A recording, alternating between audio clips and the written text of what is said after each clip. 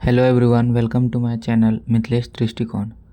आज हम Lucent Indian history के बहुत ही इम्पोर्टेंट सेक्शन का शुरुआत करने जा रहे हैं, जो कि हमारा है एंशियंट इंडियन हिस्ट्री का पहला सबसे basic topic, pre historic period. वो टाइम जब इंसान लिखना पढ़ना नहीं जानता था, वो टाइम जब बुक नहीं हुआ करते थे और हिस्ट्री सिर्फ पत्थरों और गुफाएं और हड्डियों से समझे जाते थे। उस टाइम की हिस्ट्री को हम लोग आज इस वीडियो में कवर करने वाले हैं।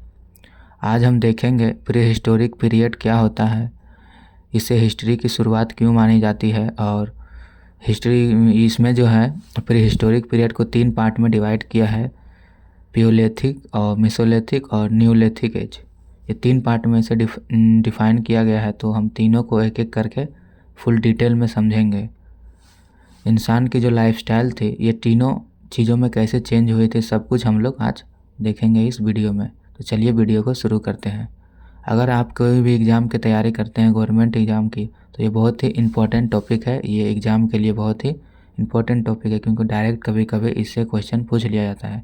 तो चलिए वीडियो को शुरू करते हैं। तो सबसे पहले तो हम लोग देखते हैं प्री हिस्टोरिक पीरियड होता क्या है। प्री हिस्टोरिक पीरियड का मतलब होता है वो समय जब इंसान को न लिखना आता था न पढ़ना आता था, और इनकी आविष्कार भी नहीं हुई थी। इसीलिए हिस्ट्री बुक से नहीं समझी जाती थी, बल्कि टूल्स, बोन्स, कैप्स और पेंटिंग से समझी जाती थी। उस टाइम के हिस्ट्री को हम लोग प्री हिस्टोरिक पीरियड कहते हैं। अब हम बात करते हैं प्री हिस्टोरिक की सोर्सेस के बारे में।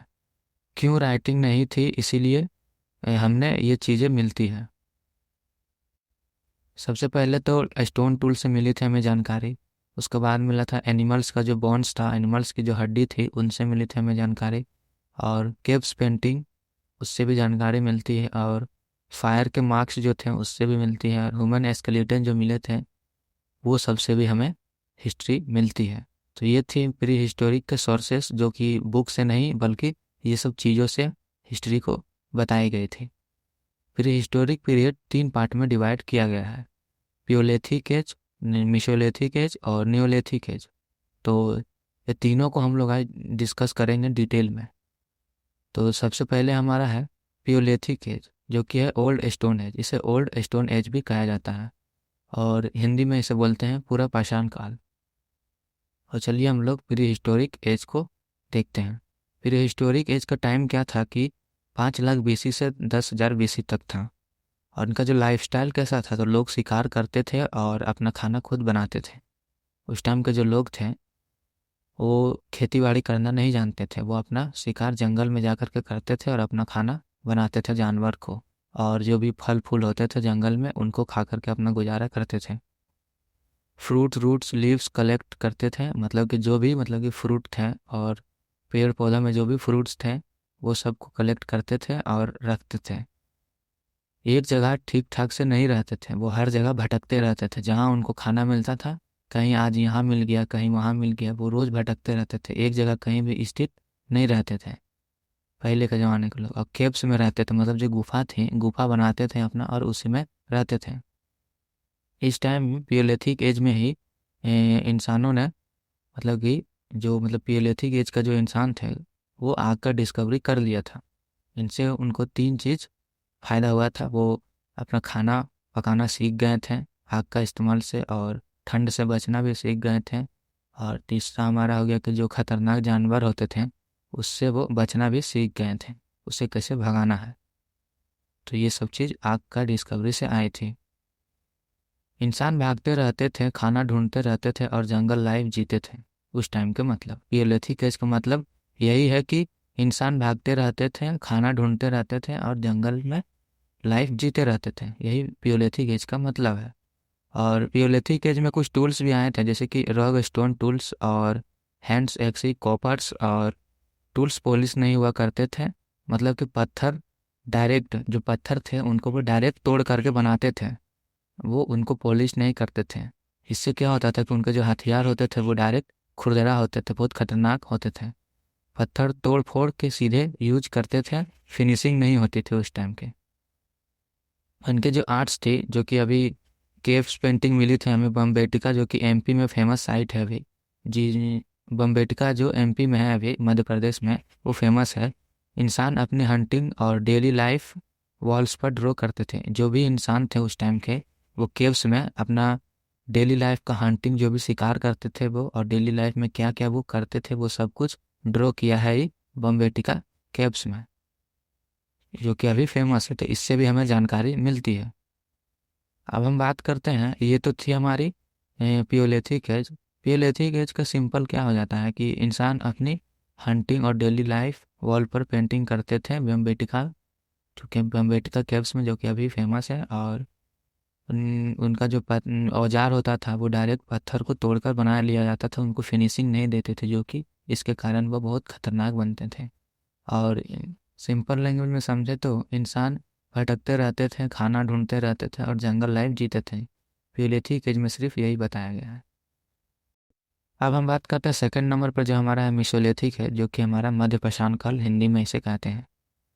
Mesolithic age old stone age और न्यू स्टोन एज के बीच का पीरियड है, इसीलिए इसे ट्रांसपिरेशन पीरियड भी कहते हैं। मिसोलिथिक एज का पीरियड क्या था, 10,000 बीसी से लेकर के अप्रोक्स 6,000 बीसी तक चला था।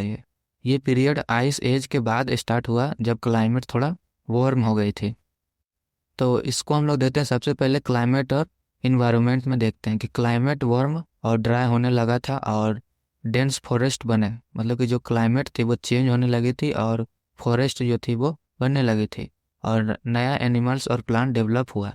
और जो भी नया एनिमल्स थे और प्लांट्स थे वो, उनका जो जन्म होने लगा था इस एज में। इंसान हंटिंग और फूड का नया ऑप्शन मिल गया था। इंसान को जो थे उस टाइम के, वो हंटिंग और फूड का जो नया स्टाइल मिल गया था, नया तरीका मिल गया था उन्हें। और इनकी जो लाइफस्टाइल क्या हुई, लाइफस्टाइल इनकी कुछ सुधार भी हुई थी पियोलिथिक एज से। मिसोलिथिक एज में बहुत कुछ सुधार हो गई थी उस टाइम के इंसान को। जैसे कि अभी क्या क्या हुआ था मिसोलिथिक एज में, हंटिंग एंड फूड, मतलब कि इनकी जो लाइफस्टाइल थे वो हंटिंग भी थी और इन्हें फूड भी मिलना शुरू हो गया था। इंसान शिकार करते थे, लेकिन अब स्मॉल एनिमल्स जैसे कि डियर, रैबिट्स, बर्ड्स, ये सब एनिमल्स का शिकार करते थे। लेकिन पहले जो थे वो बड़े बड़े जानवर का शिकार करते थे। और फिशिंग का भी स्टार्ट कर दिया था, जो मछली मारना भी ये लोग स्टार्ट कर दिए थे मिसोलिथिक एज में। और फ्रूट, रूट्स, नट्स कलेक्ट करते थे, जितने भी फल थे वो लोग कलेक्ट करते थे और अपने कैब्स में रखते थे इमरजेंसी के लिए। हंटिंग और फूड कलेक्शन ज़्यादा ऑर्गेनाइज्ड हो गया था मिसोलिथिक एज में। और इनका जो सेकंड नंबर पाए वो सेटलमेंट भी हो चुके थे, मतलब कि अब इंसान टेम्प्रोरी हंट बनाने लगे थे, मतलब जो झोपड़ी थे वो अब बनाने लगे थे टेम्प्रोरी। और caves plus open air camps दोनों यूज करते थे। झोपड़ी भी बनाते थे और कैंप भी बनाते थे और गुफा भी बनाते थे। केव्स भी बनाते थे और कैंप्स दोनों बनाते थे, और उसमें अब ये सेटल होने लगे थे। इंसान पूरी तरह से नोमिडकली नहीं रहा था, थोड़ा सेटल होने लगा था। मतलब कि जो भी इंसान थे, जो पियोलिथिक एज में इधर उधर भटकते रहते थे, आज यहाँ तो कल वहाँ, तो वो अब थोड़े सेटल हो चुके थे मिसोलिथिक एज में। ये जगह अब रहने लगे थे, क्योंकि जंगल का भी हो गया था आविष्कार, और जंगल भी नया नया पेड़ पौधा ये सब सब आ गया था। तो उनको जो थी वो एक नया ऑप्शन मिल चुका था कि अब हम लोग यहाँ पर सेटल हो सकते हैं। तो छोटे मोटे वो लोग झोपड़ी बनाते थे और गुफा बनाते थे और कैंप्स बनाकर उसमें रहते थे। और इसमें क्या हुआ, डोमेस्टिकेशन ऑफ एनिमल्स का जो पालतू बनाने की शुरुआत हुई थी वो भी मिसोलिथिक एज में ही हुई थी। तो सबसे पहले जो इनका पालतू जानवर बना था वो कुत्ता बना था। डॉग जो है वो सबसे पहले डोमेस्टिक एनिमल माना जाता है मिसोलिथिक एज के मुताबिक। मिसोलिथिक एज के मुताबिक जो सबसे पहले जो इस टाइम के जो पालतू जानवर बनाए थे वो सबसे पहले जानवर कुत्ता था। और हंटिंग में डॉग हेल्प करते थे, और जो शिकार करने जाते थे तो डॉग जो है वो हेल्प करते थे। इंसान और एनिमल के बीच रिलेशन डेवलप हुआ। इस टाइम जो था इंसान और एनिमल का जो रिलेशन हुआ वो डेवलप हो चुका था। टूल्स क्या आए थे इसमें, औजार इसमें आए थे हमारे, तो सबसे पहला हमारा टूल आए थे जो कि थी मिसोलिथिक एज की सबसे बड़ी पहचान थी, वो थी माइक्रोलिथ्स, जो कि सबसे इम्पोर्टेंट पॉइंट है। ये मिसोलिथिक एज में ही सबसे बड़ी पहचान बनाई थी माइक्रोलिथ्स। और सेकंड नंबर पर हमारा थी वो थी small sharp stone tool. Shapes जो थे उसका वो ट्रायंगल्स में था और क्रिस्टिकैंड में था और ब्लेड में था। ये सब जो टूल था वो मिसोलिथिक एज में आए थे। और इसका जो सबसे फेमस टूल बना था मिसोलिथिक एज का वो माइक्रोलिथ्स है। और यूजेस क्या था, तो वो एरो का यूज करते थे, तीर तीर जो थी वो तीर धनुष का यूज करते थे, और स्पेयर्स का यूज करते थे, और क्निप्स का यूज करते थे। मतलब छोटे छोटे मोटे टूल्स का वुडन या बोन हैंडल में फिट करके यूज किया करते थे वो लोग।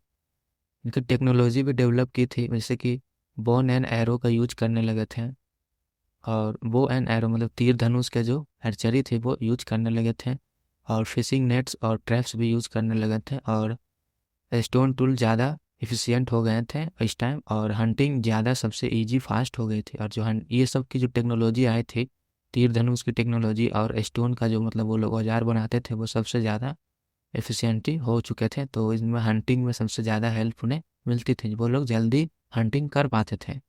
और मेसोलिथिक एज का अब हम लोग देखते हैं आर्ट एंड कल्चर को, जो कि है केव्स पेंटिंग कंटिन्यू रही थी। पेंटिंग में थी ग्रुप ऑफ हंटिंग और डांसिंग ऑफ सीन्स, डांसिंग का जो सीन था वो लोग जो डांस वगैरह करते थे वो सब थी, और एनिमल्स थे। ये बम्बेटिका जो कि एमपी में अभी है, उसमें ये सारा पेंटिंग दिया गया है बम्बेटिका कैब्स में। बम्बेटिका कैब एमपी में जो है वो मेसोलिथिक पेंटिंग मिलती है। इंसान सोशल और कल्चर एक्टिविटीज़ में इन्वॉल्व होने लगे थे, ये सब बम्बेटिका कैप में दी गई है। ब्यूरल सिस्टम क्या है, ये ब्यूरल सिस्टम डेड बॉडीज़ और बोरी करने स्टार्ट हुए थे, मतलब डेड बॉडीज़ थे वो बोरी करना स्टार्ट हो गए थे। कभी कभी टूल्स भी साथ में डिफाइन दिए जाते थे। इंसानों में रिलीजियस और स्पिरिचुअल थिंकिंग स्टार्ट हुई थी, ये सब मेसोलिथिक एज में थी। इनकी जो इकोनॉमिक थी वो कैसी थी, तो वो फूड गैदरिंग करते थे और हंटिंग इकोनॉमिक्स थी। और एग्रीकल्चर अभी स्टार्ट नहीं हुआ था, एग्रीकल्चर जो था वो स्टार्ट अभी नहीं हुआ था। इंसान नेचर नेचर पर डिपेंड करते थे।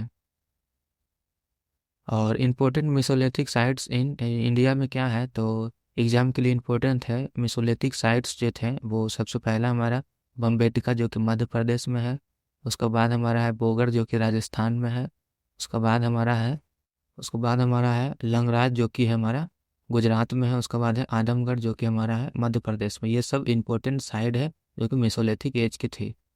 मेसोलिथिक एज इम्पोर्टेंट है, जैसे कि पियोलिथिक एज ने, और पियोलिथिक एज से नियोलिथिक एज का ब्रिज भी माना जाता है इसे। और टूल्स एंड टेक्नोलॉजी का इम्प्रूवमेंट भी हुआ था मेसोलिथिक एज में, और एनिमल डेमोक्रेशन भी स्टार्ट हुआ था। डोमेस्टिकेशन स्टार्ट मतलब पालतू बनाने की स्टार्ट हो गई थी इसी में मेसोलिथिक एज में ही।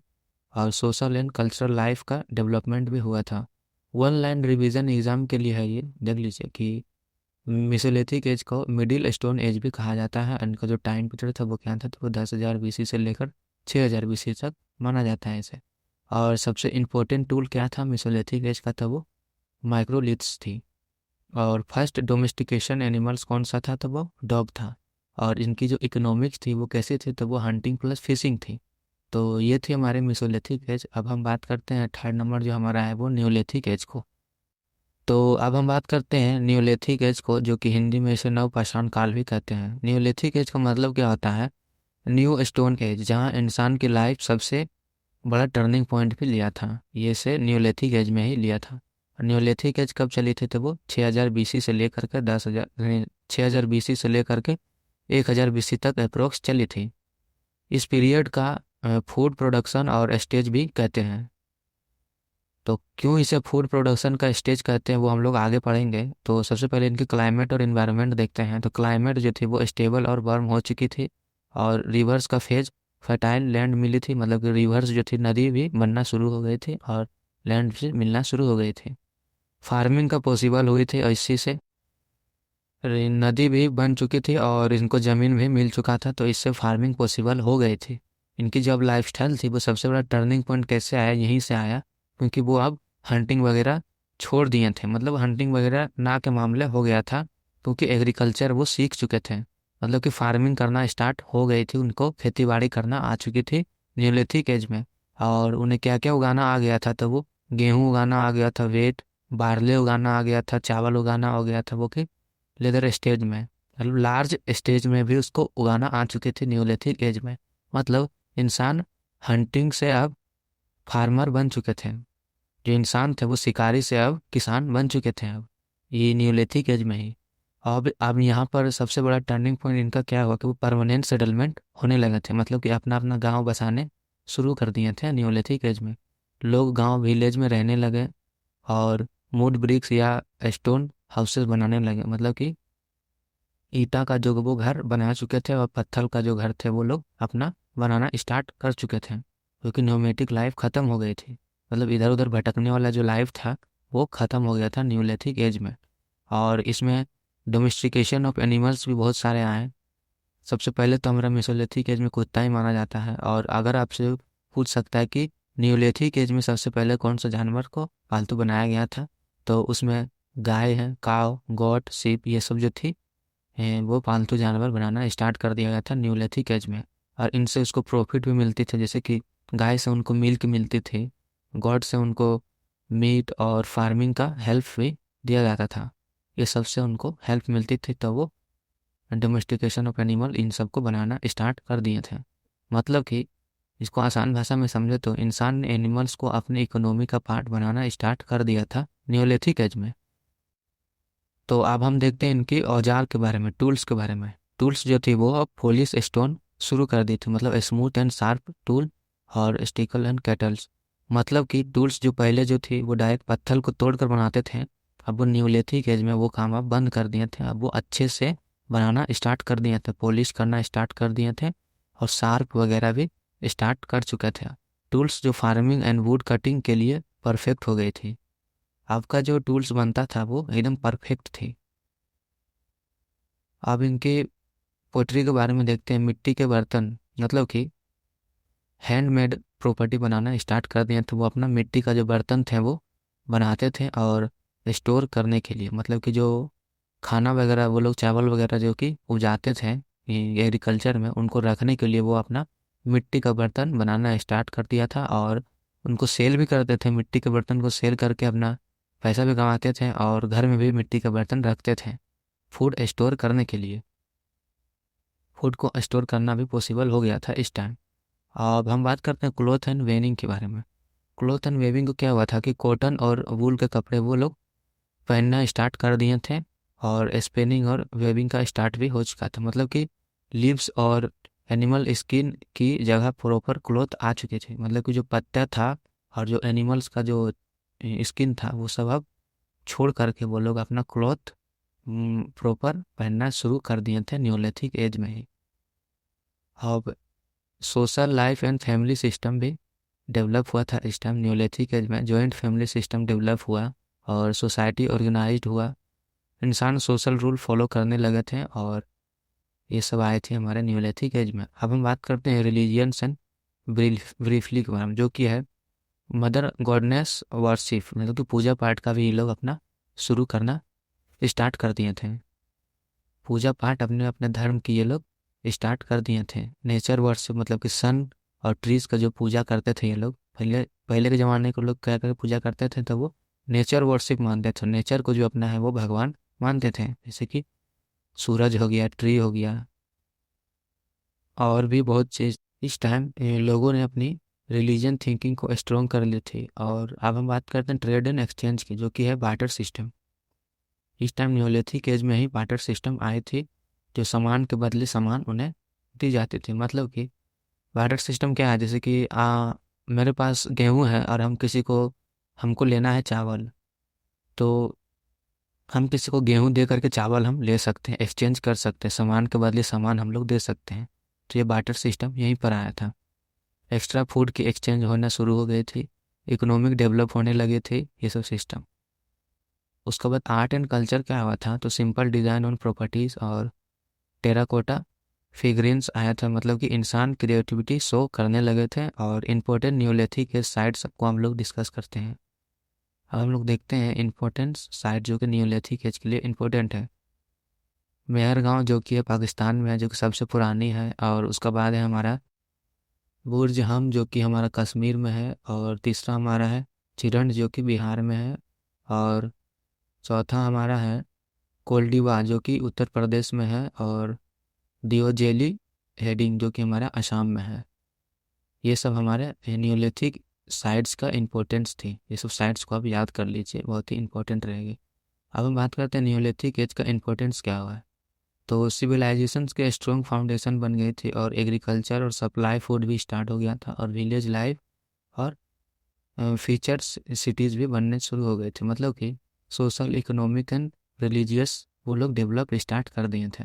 अब हम बात करते हैं वन लैंड रिवीजन, जो कि एग्ज़ाम के लिए neolithic age, new stone as भी कहा जाता है। और इनका टाइम क्या था, तो 6000 बीसी से लेकर के 1000 बीसी तक। मेजर चेंज क्या हुआ था इसमें, एग्रीकल्चर आया। और टूल्स में क्या चेंज आया था, तो पुलिस स्टोन टूल्स बनाने शुरू कर दिए थे। और सेटलमेंट जो थे वो विलेज को परमानेंट सेटलमेंट बना चुके थे। तो ये था हमारा तीनों पार्ट, प्यूलिथिक एज, मेसोलिथिक एज और न्यूलिथिक एज। Thank you.